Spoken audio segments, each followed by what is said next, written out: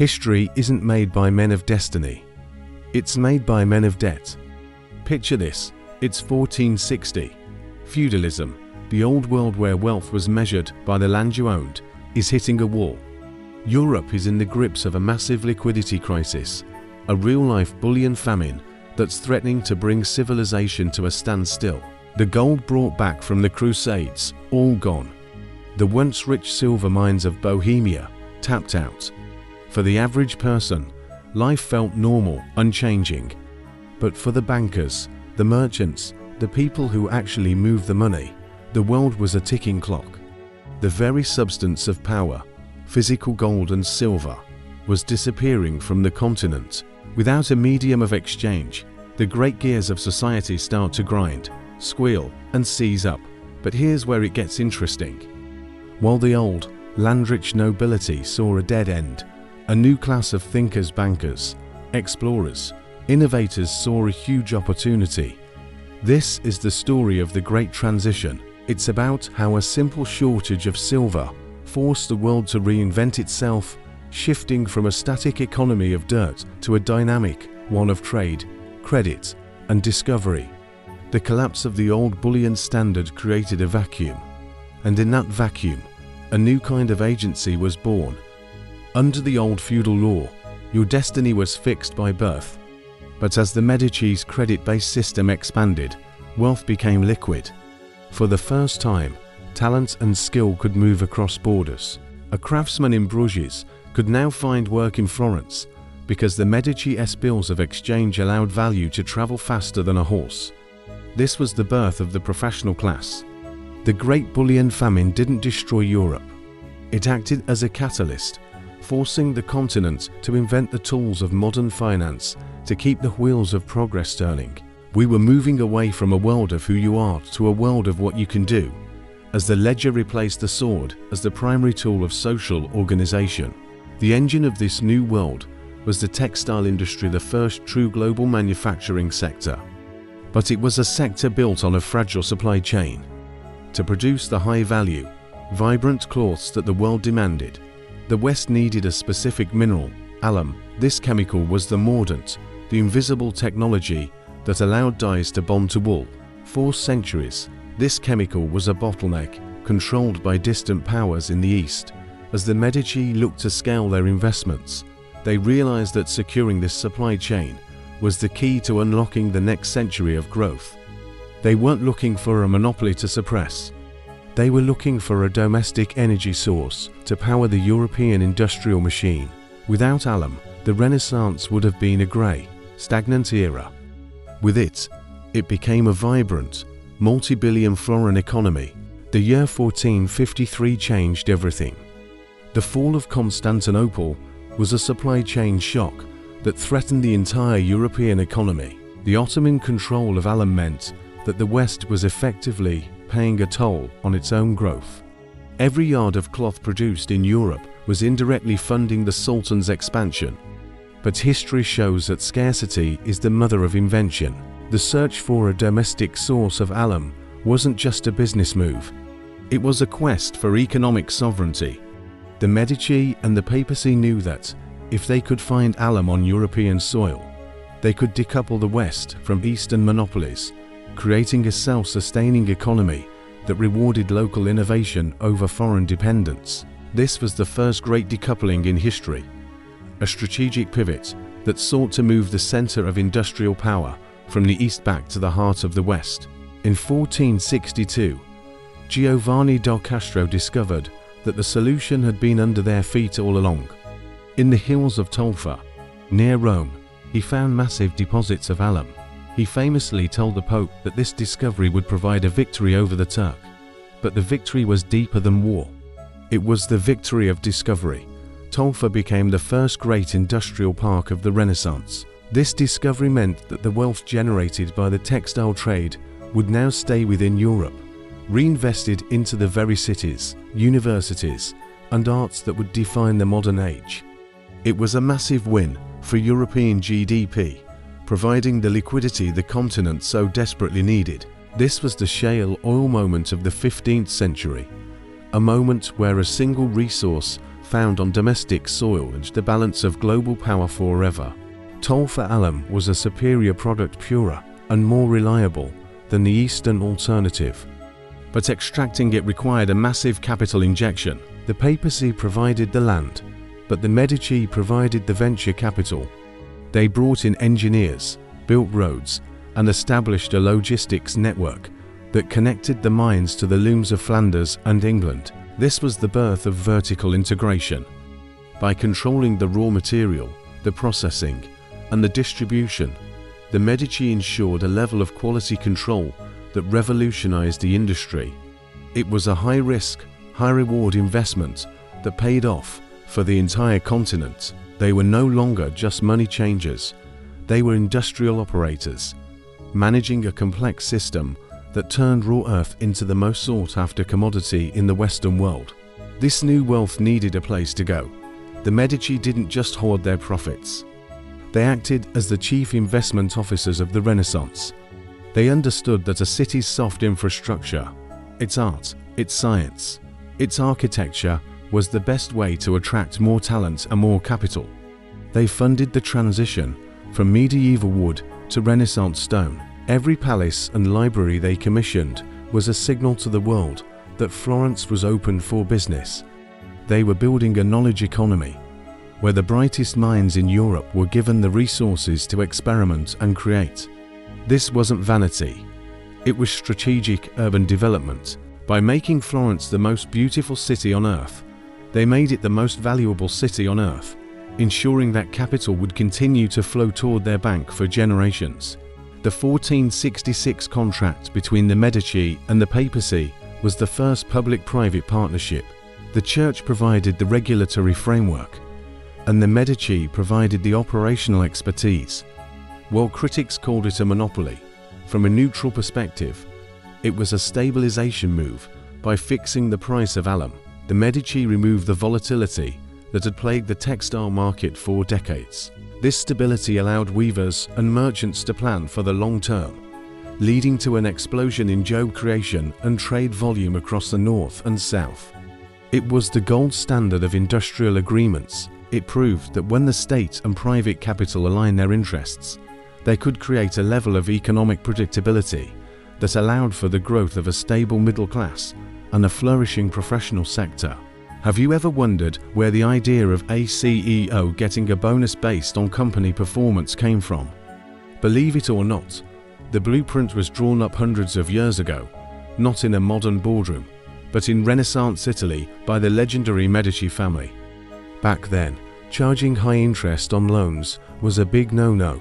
So, the Medici Bank got creative. Instead of lending money and just waiting to get paid back with interest, they invented something like a management fee. When they financed a massive alum mine at Tolfa, they didn't ask for interest. Instead, they took a share of the profits. This was a game changer. Suddenly, the bank's success was directly tied to the mine's success.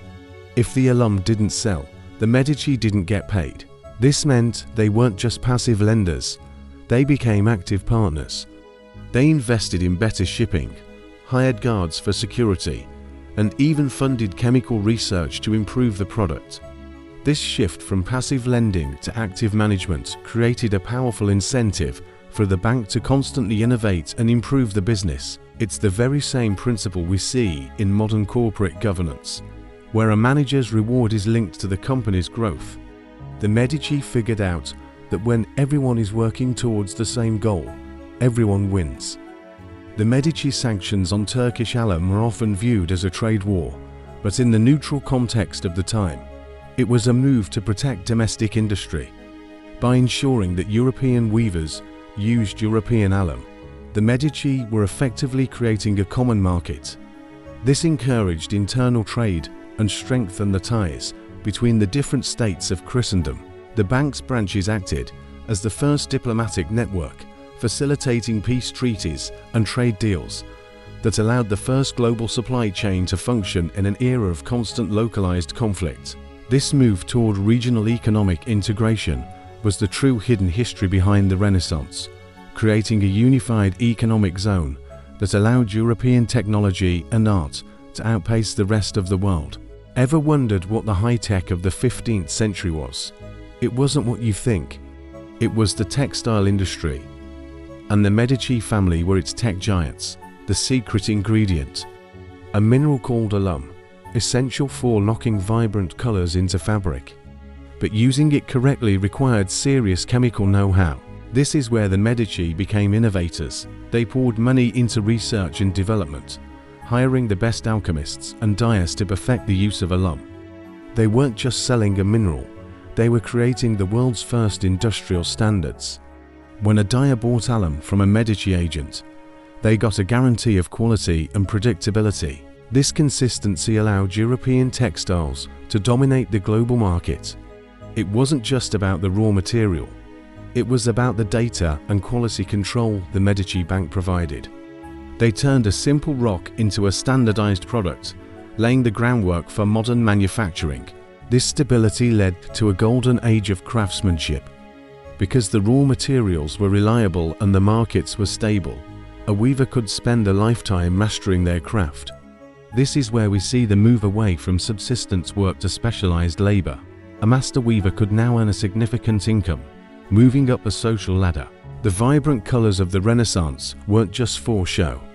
They were the seal of quality for a system that rewarded skill and hard work. The Alum Loop created a rising tide that lifted the skilled middle class into positions of influence. For the first time, a worker-s agency and their mastery of a technical process were their ticket to freedom of movement and a level of prosperity that had been impossible under the old feudal system. Have you ever wondered how Florence became the cradle of the Renaissance? A huge part of the answer lies with one powerful family, the Medici. They weren't just bankers, they were marketing geniuses. Instead of just hoarding their wealth, they invested it in art, sponsoring giants like Michelangelo and Botticelli.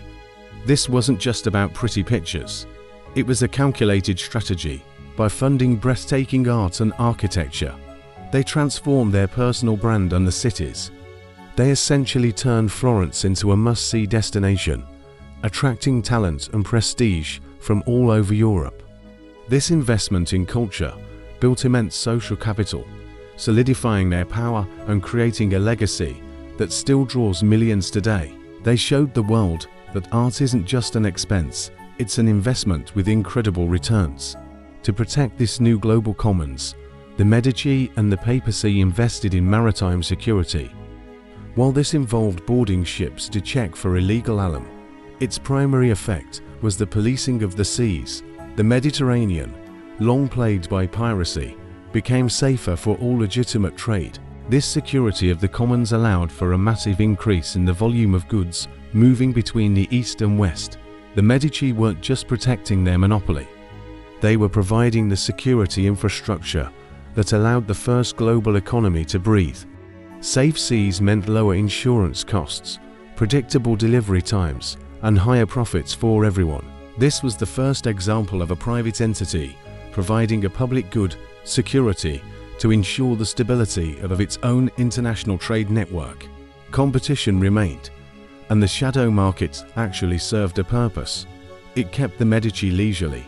The Venetian and northern merchants who sought out Turkish alum forced the Medici to keep their prices competitive and their quality high.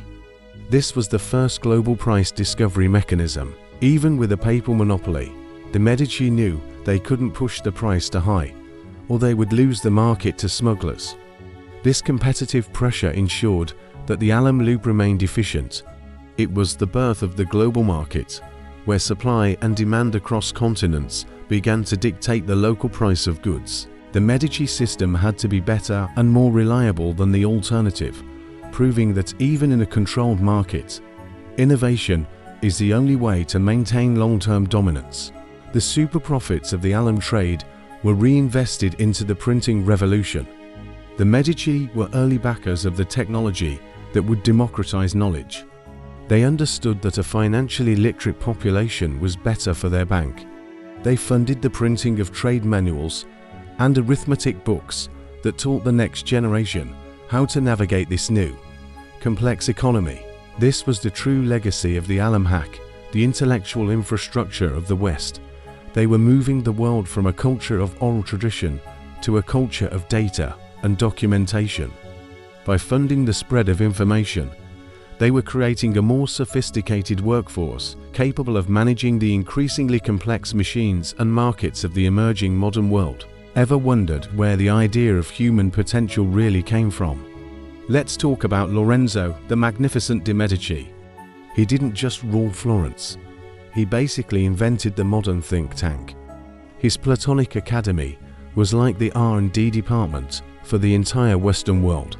Using profits from a special mineral called alum, Lorenzo funded a massive project, recovering lost Greek and Roman texts. This wasn't just about old books. It sparked the humanist revolution. Suddenly, the focus shifted from divinity to what humans could achieve. This was the birth of individual freedom, the idea that you have control over your own destiny. Lorenzo wasn't just a patron. He was a venture philanthropist, investing in ideas as the ultimate asset. He knew that this intellectual source code would power the future, leading straight to the Enlightenment and the Age of Reason. He didn't just color cloth, he colored the future of the human mind. Finally, we look at the opportunity this new system created. Under feudalism, the weaver was a serf tied to the lord's land and whims. Under the Medici system, he was a professional. The Alum Loop provided the job security and market demand that allowed for the growth of guilds and early labor associations. This was the beginning of freedom of movement. If a weaver didn't like the terms in Bruges, he could take his human capital, his skill and knowledge to Florence or London. His value was now portable. The Renaissance was the first era where what you knew started to matter as much as who you were born to. This move from status to contract is the hidden origin of the freedom we enjoy today. Born in the workshops of the textile revolution, the Medici alum monopoly wasn't a historical anomaly. It was the prototype for modern industry. It showed that by controlling a key commodity and the rails of its distribution, a private entity could drive the development of an entire civilization. We see this same logic, the development of the railroads, the oil industry, and today's digital platforms. The Alum Hack was the first time the West successfully scaled an industrial process to a global level. It provided the blueprint for the capital markets that would eventually fund the Age of Discovery and the Industrial Revolution. It was the moment the West learned how to compound its wealth through systemic innovation rather than territorial conquest, setting the stage for 500 years of global economic expansion. But as the Medici era reached its peak, the center of innovation was already moving north. The soft power of Florence had created the market, but the hard metal of Germany was ready to take it to the next level.